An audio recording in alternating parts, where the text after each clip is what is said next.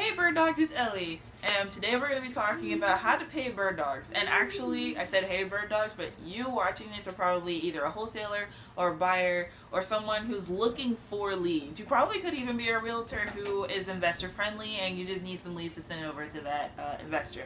Who knows? But there is a misconception, of course, saying that bird dogging is illegal. That's not true. Brokering without a license is illegal. So when people get into the iffy topic of paying bird dogs, they are very, it's not an insult when I say this, but it's very closed-minded because people haven't stretched their minds out to think of the different ways to get around brokering without a license and paying bird dogs where it's not a commission and it's not illegal and it goes against, you know, licensing and all of that type of stuff.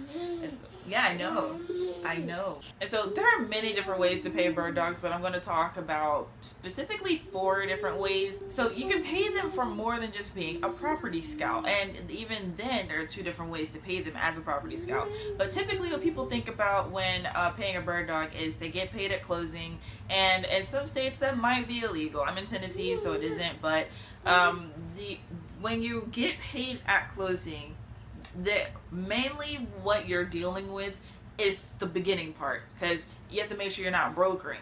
So what brokering actually is connecting the seller with the buyer, like being that verbal communication in between them and like showing the house and stuff like that. If you are a property scout and you're sending the qualified lead over to the buyer, that is not brokering without a license, because as a realtor, they don't send the seller's information to the buyer. The realtor speaks for the seller, and that's brokering. So that's where that misconception is. All you do is you take the seller's information and you give it to the buyer or the wholesaler. That is, or you know, speaking to you, you get the information from the bird dog and that's it. That's what happens, and then they get paid at closing. So different ways that you can pay bird dogs is you can pay them per lead, you can pay them at closing, you can pay them on a payroll, and you can pay them per task. Yeah. Like the 4 different ways? NJ. Oh, did you eat all of your fruit snacks?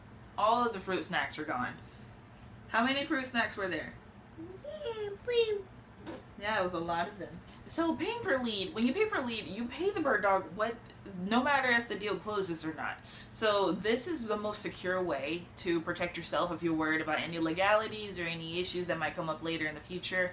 If you pay per lead, you don't have to worry about it. And so let me get specific on what you can pay per lead for.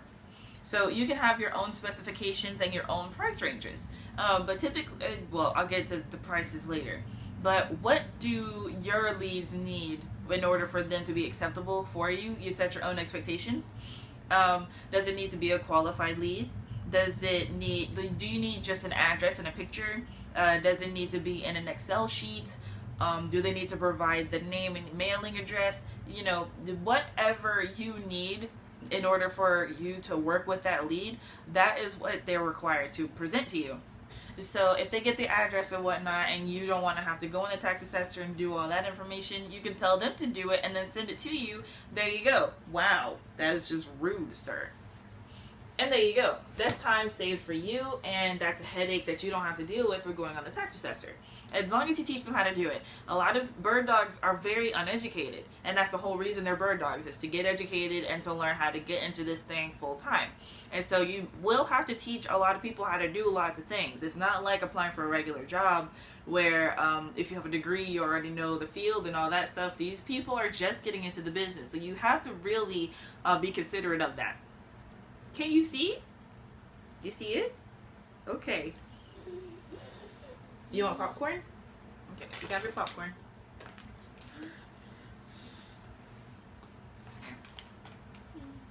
Alright. For pricing, I say anywhere between $1 and $10 for the typical bird dog. The thing about that is, it depends on how much work they put in. And so I would kind of feel some type of way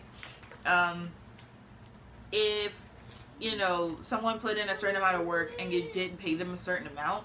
But anyway, I say a good price of $1 to $3 for the address and a picture. That's what I did. I made $3 for that alone.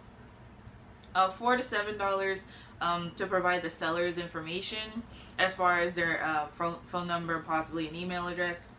$8 to $10 for a qualified lead. And what I mean by a qualified lead is their name, their contact information, of course the property address, and their motivation or the seller's story.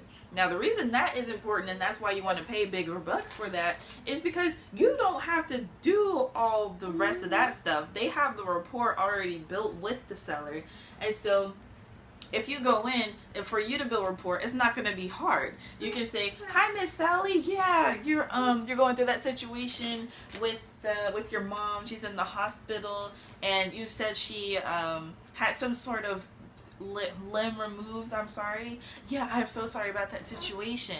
So what we can do about that is, how much are the medical fees again? Okay, yes, I could definitely put that in your pocket with the the information I have about the house already. We've already run the numbers for you, and that's going to work perfectly fine, and we'll make sure we have that money in your pocket in order to help your mom out." It's simple as that. And then there you go. Cash in your hand, cash in the seller's hand, and cash in your bird dog's hand already, because they provided that information in the very beginning. And so, yeah, that's what a qualified lead is to me. Jay Gaines, we also agree on that. She works with bird dogs a lot too. And it's just, that's an area where people kind of get iffy, because there's so much miscommunication and miseducation of what people consider a lead. Because people think, like, a qualified lead is just an address, and it's like, no, we don't know what that address is. You could say it's a vacant house address, but is it really? We don't know. So a qualified lead is you have made contact with the seller, you know the story, and then you're sending that information over to the wholesaler, buyer, person, whoever it is. Paying at closing is the most typical way of people typically dealing with bird dogs. Nothing wrong with it. It's just you really need to have an organized system, and of course stay away from illegal brokering.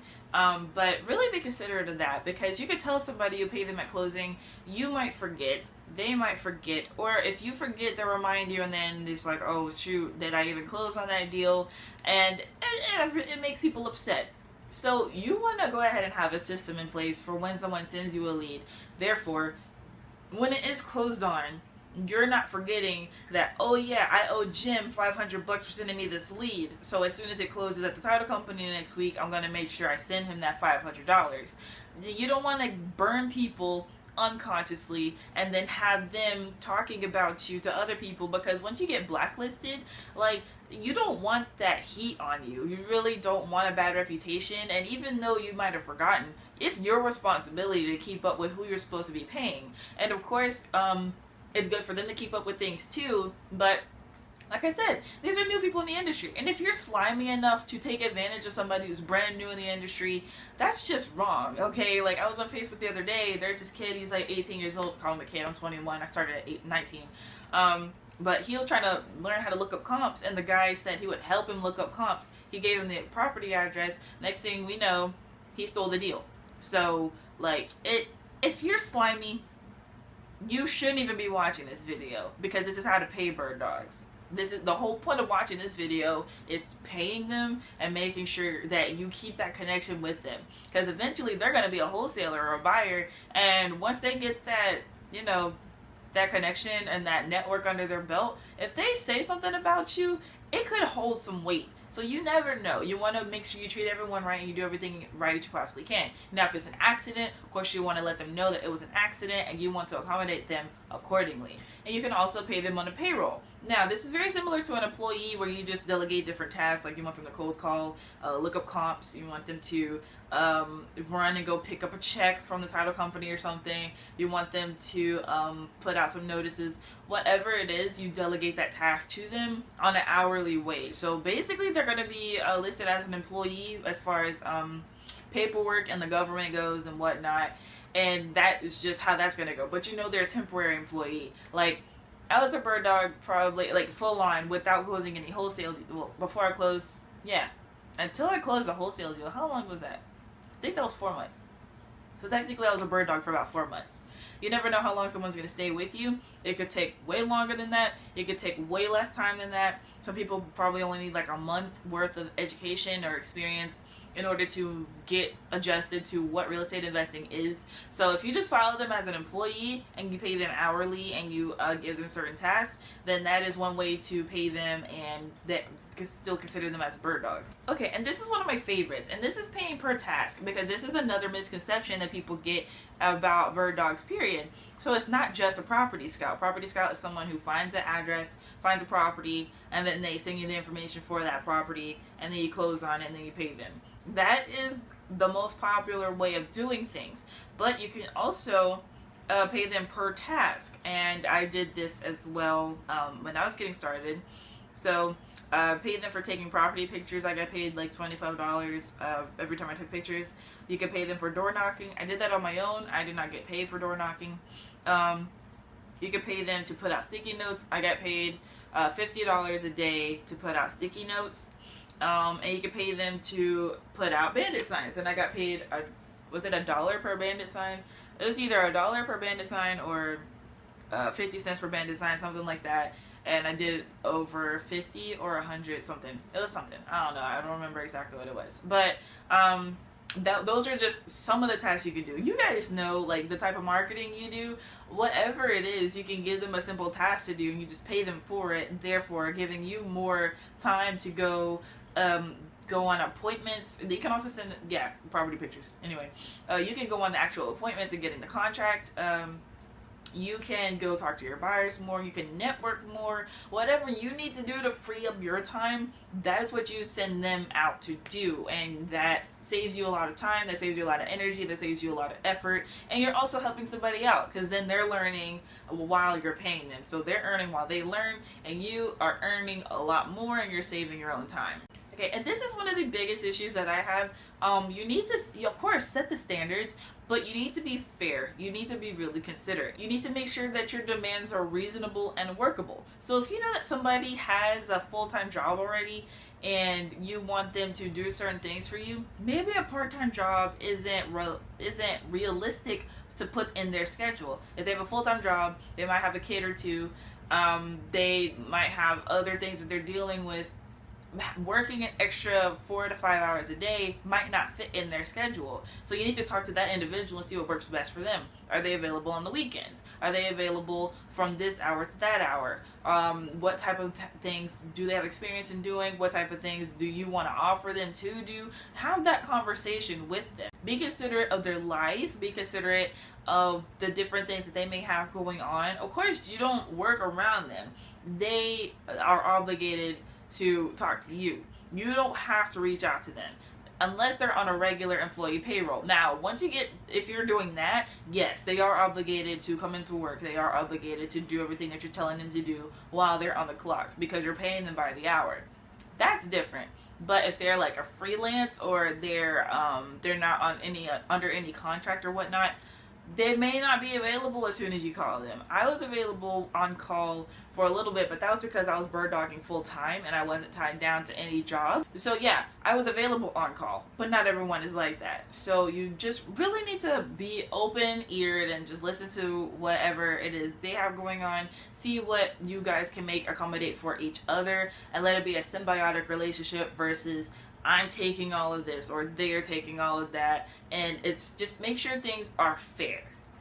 Okay, well, that's basically it for this video. I hope you learned something. I hope that this helped you figure out different avenues and different ways of building a bird dog team, of figuring out how to pay your bird dogs, and knowing that there's way more ways of doing things rather than the traditional bring an address, close on it, pay them later. There's so many more ways to acquire bird dogs and pay bird dogs versus just that way.